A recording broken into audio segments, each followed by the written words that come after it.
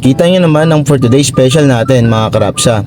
Itsura pa lang mapapa-extra rice na naman tayo niyan. Pero bago ang lahat, kwento ko muna bakit naging ganyan ang ulam namin. So kadarating ko lang dito sa Spice International at napansin ko na parang kulang kami for today.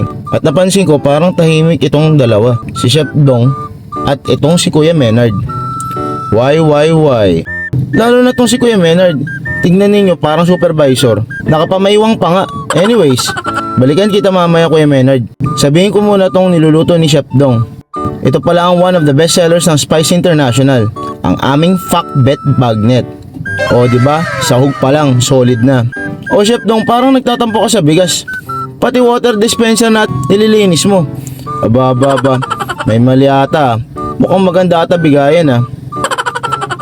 Oh, pati itong si Kuya Menard. Nga pala, itong ginagawa ni Kuya Menard is our homemade croutons para sa aming mga sides for our salads. O diba? Wala talagang tapon dito sa Spice. Also, we make it fresh as it gets. O Chef Dong, para kang mekaniko na. Ino-overhaul mo na yung dispenser natin. Tibay.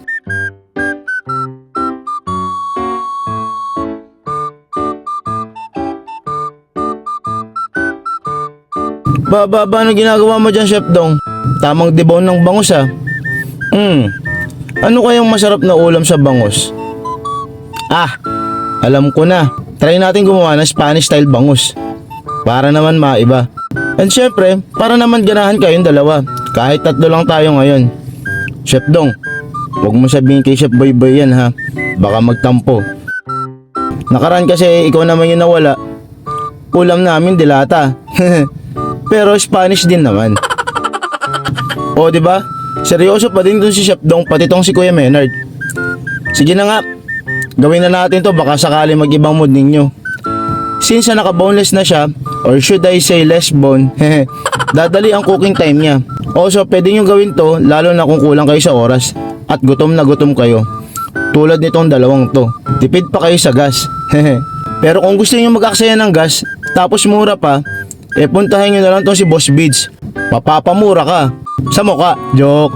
Siyempre, support local tayo. Subic Town area lang po ha. First, lagyan natin mga carrots. Kahit wag nyo nang artihan.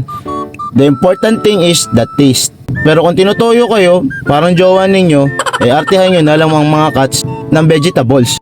Next is ang ceiling green. Para kahit papaano may onting cake. Next is ang ating bawang. Mas marami, mas masarap. Siyempre, pickles. Dahil yun ang nakalagay sa karamihan ng recipe. Sunod natin ang ating oyster sauce para sa tamis.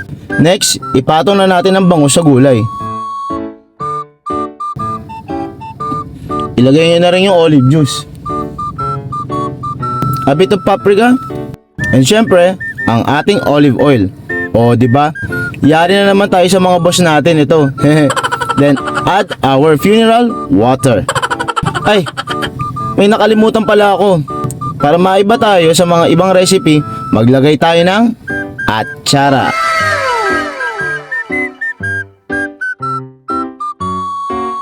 A bit of rock salt. Then let it simmer. Hindi po boil ha. Check nyo lang every 10 minutes. Aba. Nagpapakitang gilas tong si Chef Dong ha. What you cooking, Chef? Oh, that's our famous palabok overload. Kitang-kita nyo naman. Kaya talagang overload. Andyan talaga lahat. Iba talaga kami dito sa Spice International. Isang order pa lang busog na kayong tatlo. Nag-decide na rin pala akong gumawa ng aming garlic fried rice. Para naman lahat mamantika. Maalala ninyo ang inyong kabataan. Lagay lang ng onting oil and margarine. Para naman sa bitin na height, medyo dagdagan nyo na rin. Then, add your leftover rice.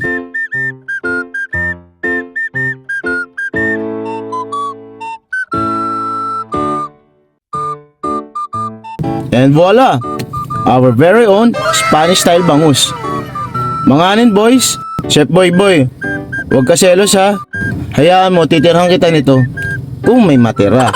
Chef Boyboy, sila sisihin mo kung walang natira. And kitang-kita nyo naman, biglang nag-iba ang mga mood nila.